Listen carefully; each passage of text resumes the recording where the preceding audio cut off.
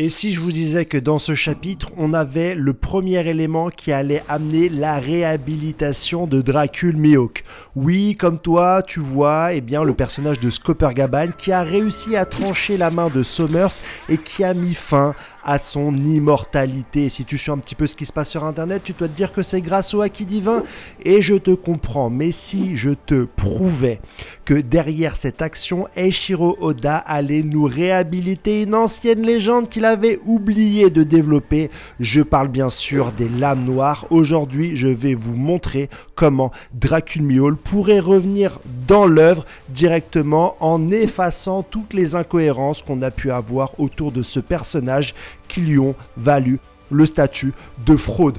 Dans cette vidéo, nous allons également parler du sacrifice, le thème préféré d'Eiichiro Oda. Au-delà des combats, au-delà des rapports de puissance, au-delà des intrigues, c'est les sacrifices qui marquent les personnages les plus marquants de l'œuvre d'Oda. Si tu aimes ce genre de vidéo, mon frérot, n'hésite pas à la partager autour de toi, à mettre le maximum de pouces bleus, à me donner directement ton avis en commentaire parce que c'est extrêmement important, et à t'abonner. Vous êtes plus de 50% à regarder mes vidéos sans cliquer sur le petit bouton et la petite cloche. Cette review va vous changer la vision sur le personnage de Dracul Mihawk.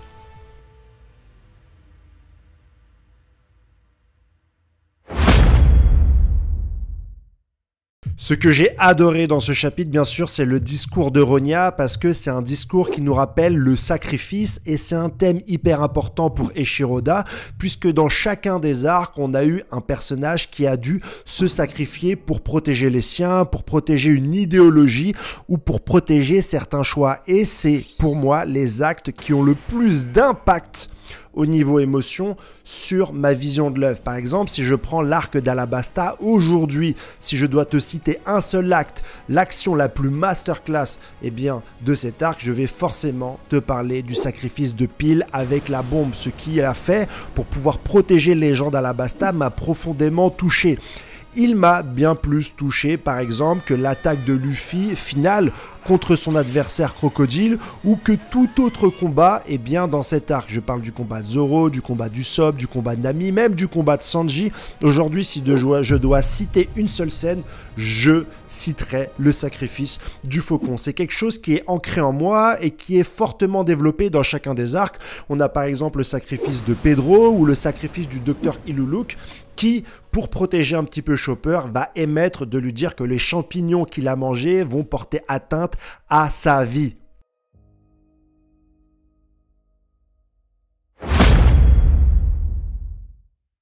Et le sacrifice dans cet arc Elbaf est émise par un enfant. Ça rajoute un petit peu de la dramaturgie dans cet arc et dans la relation que peuvent avoir un petit peu la population d'Elbaf face à leur progéniture. Et en plus, on est dans un dilemme cornélien qu'on porte depuis le flashback d'Harald et Loki. C'est est-ce que les guerriers d'Elbaf vont conserver leur aspect guerrier, ou est-ce qu'ils vont aller directement vers cette relation pacifique que l'ancien roi d'Elbaf a essayé de mettre en place. Aujourd'hui, on avait des pour, des contre.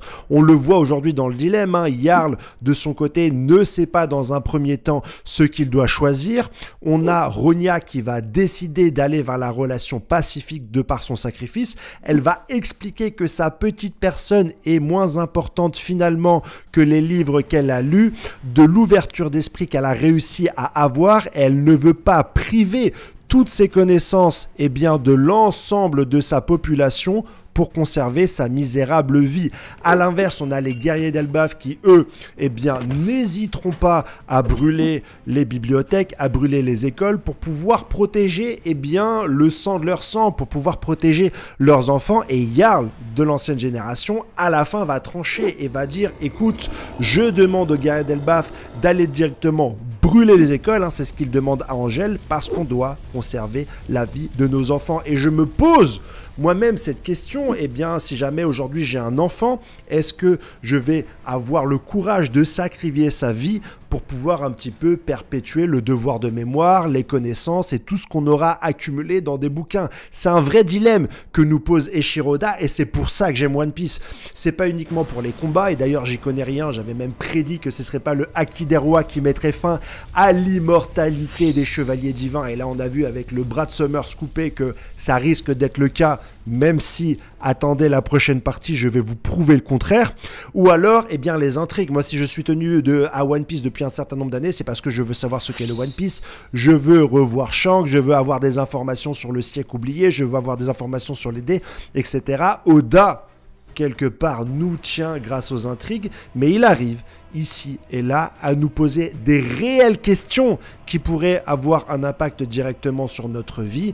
Déjà, de par le sens du sacrifice, j'en ai déjà parlé, et aussi sur des choix cornéliens. Est-ce que tu préfères, eh bien, aujourd'hui sacrifier ta descendance ou sacrifier toute la connaissance que toi et tes ancêtres ont accumulée? Et ça, pour un manga, même quand tu as 35 ans, mon pote, c'est extra.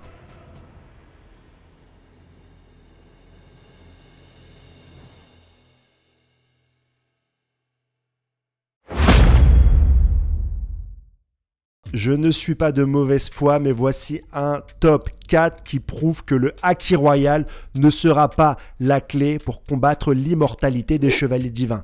Top 4, déjà on est beaucoup trop tôt dans le manga, ça fait que 2 tomes que les chevaliers divins sont arrivés.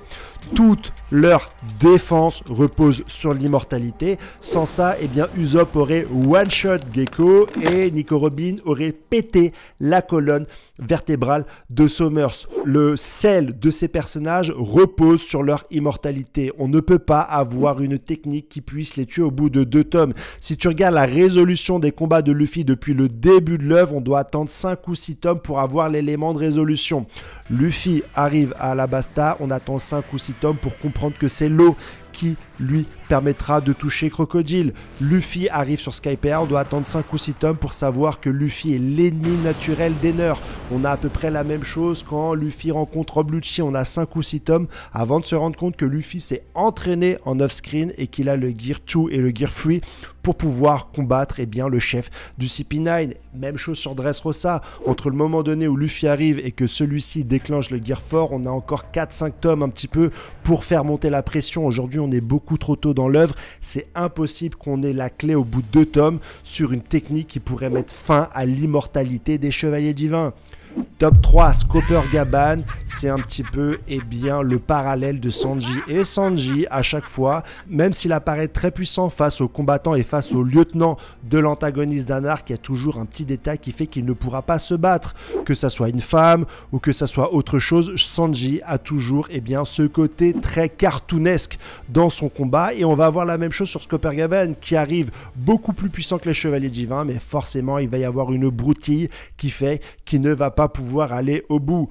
Top 2, eh bien, la chose qui fait que Scopper Gaban ne pourra pas aller au bout, c'est bien sûr eh bien, le personnage de Colon. C'est son fils et on va très certainement découvrir que les chevaliers divins vont le prendre en otage pour pouvoir un petit peu contrecarrer la puissance du lieutenant du roi des pirates. Et c'est ce qui va arriver. Et enfin, top 1, celui qui doit sauver les géants, celui qui doit être réhabilité, bien sûr, c'est Loki. Et ce n'est pas pour rien que Ronya doit directement tomber dans le monde des morts. Qui est-ce qu'on a dans le monde des morts qui est complètement avachi avec un énorme estomac? C'est Loki. Ronya va se jeter dans le vide et va directement arriver dans le monde des morts sur le ventre de Loki. Et c'est ce qui va alerter le trio Monster et Loki que les chevaliers divins ont pris en otage les enfants. N'hésite pas à me donner directement ton avis sur ce top et sur ce qui fait que le Haki Royal ne sera pas finalement la clé contre l'immortalité des chevaliers divins. Et donc vous allez me dire c'est quoi qui a permis à Scopper Gaban eh bien, de blesser Summers? On va en parler tout de suite, c'est les lames noires.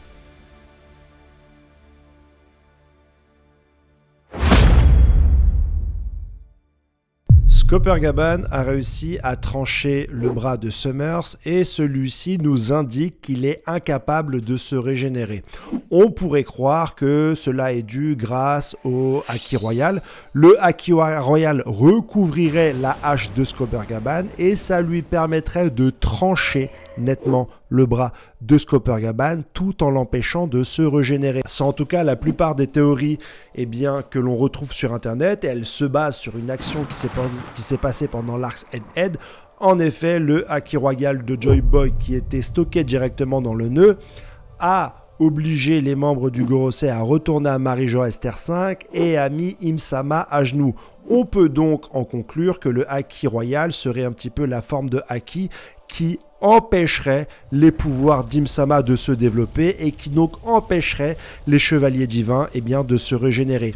Mais pour moi, on est beaucoup trop tôt dans l'œuvre pour avoir ce genre de réponse aux pouvoirs des chevaliers divins qui sont communs avec les pouvoirs du Gorosei et de Im-sama qui, s'il n'est pas l'antagonisme final, ne devrait pas mourir trop rapidement dans le monde de One Piece.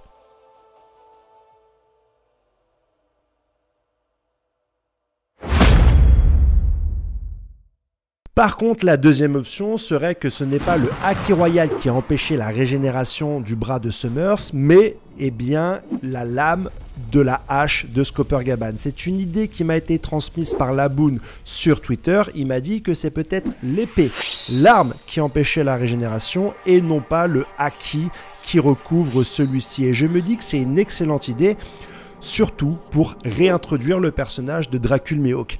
En effet, Dracul Mihawk est un petit peu boudé par la moitié de la communauté parce qu'il n'a jamais eu de combat décisif depuis le début de l'œuvre et parce qu'il a deux titres qui ne vont pas vraiment ensemble et je l'ai déjà expliqué. Il a le titre de Shishibukai qui était assez intéressant dans la première partie du manga. C'était un titre qui était synonyme de puissance, mais depuis qu'on a eu la découverte du titre de Yonko, d'empereur, on se demande pourquoi est-ce que Mihawk n'avait pas ce titre-là.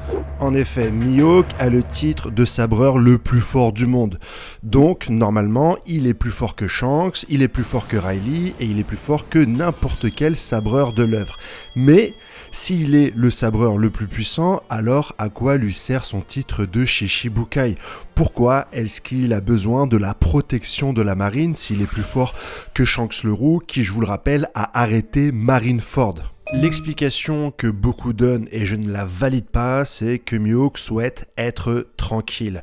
Mais si Mihawk est plus puissant que Shanks, et s'il est plus puissant que Riley, pourquoi est-ce qu'il a besoin de la marine pour être tranquille? Il pourrait se débarrasser de n'importe quel ennemi avec un seul coup d'épée. Et être tranquille, je veux bien, mais Dracul Mihawk a quand même traversé tout Grand Line et tout S-Blue juste pour se débarrasser de Don Krieg parce qu'il s'ennuyait. D'autres me parlent du fait que Mihawk est tout seul et que Shanks a un équipage. C'est pour ça qu'il a le niveau Yonko et que la plupart des pirates le laissent tranquille. C'est parce qu'il a autour de lui un équipage de Yonko. Mais dans ce cas-là, quid de Riley? Ce personnage est tout seul. Normalement, c'est un épéiste qui est moins expérimenté que Mihawk et pourtant, il a l'air quand même relativement tranquille dans l'œuvre. Vous l'aurez compris, malgré des explications mirobolantes, le titre de meilleur sabreur et le titre de Shishibukai ne vont pas ensemble. Le titre de Shishibukai est un petit peu fondu comme glace au soleil, il est devenu de moins en moins intéressant jusqu'à aujourd'hui avoir disparu et ce qui a permis, un petit peu comme une chape de plomb qui disparaît, à augmenter la prime de tous les anciens Shishibukai. On a pu le voir avec Boa Hancock, on a pu le voir avec Baggy, avec Crocodile et aussi avec ce cher Dracul Mihawk qui a plus de 3 milliards de primes.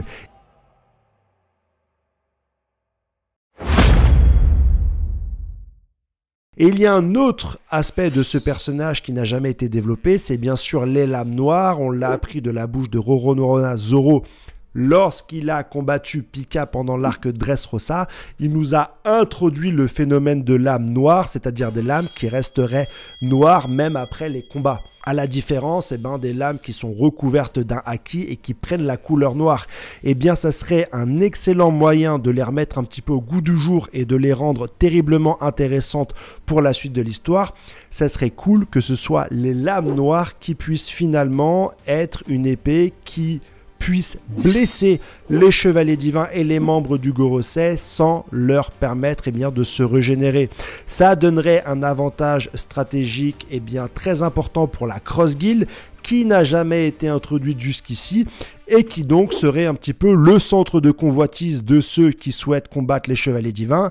D'un côté, l'équipage des Mugiwara, mais également les révolutionnaires Et donc ces deux équipages seraient obligés de dealer avec Baggy pour pouvoir utiliser la puissance de Mihawk pour pouvoir un petit peu défier les zombies d'Insama, que ce soit les membres d'Ugurosei ou que ce soit les chevaliers divins.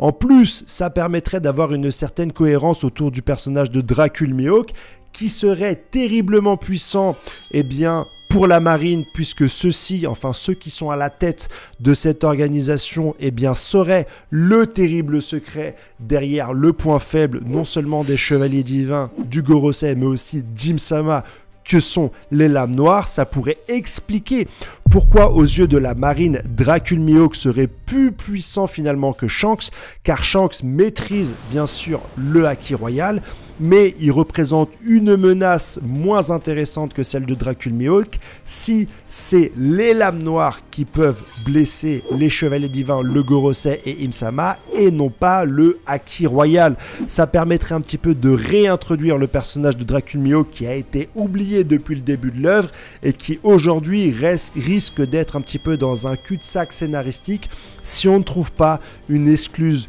une clé ou une botte qui permettrait aujourd'hui à Mihawk d'être tout aussi puissant que Shanks, tout en conservant le fait qu'il ait été Shichibukai depuis le début de l'aventure. N'hésite pas à me dire en commentaire ce que tu en penses sur cette théorie qui non seulement serait plus intéressante que la Haki Royal pour le reste de l'œuvre, mais qui en plus permettrait de réhabiliter Dracul Mihawk et de le remettre directement sur le devant de la scène. Merci d'avoir regardé cette vidéo jusqu'ici. Si elle te plaît, n'hésite pas à mettre un pouce bleu, à donner ton avis en commentaire, à la partager et surtout à t'abonner à ma chaîne. Je vous souhaite une excellente semaine et je vous dis à dans 2 semaines. À la ciao, bye bye.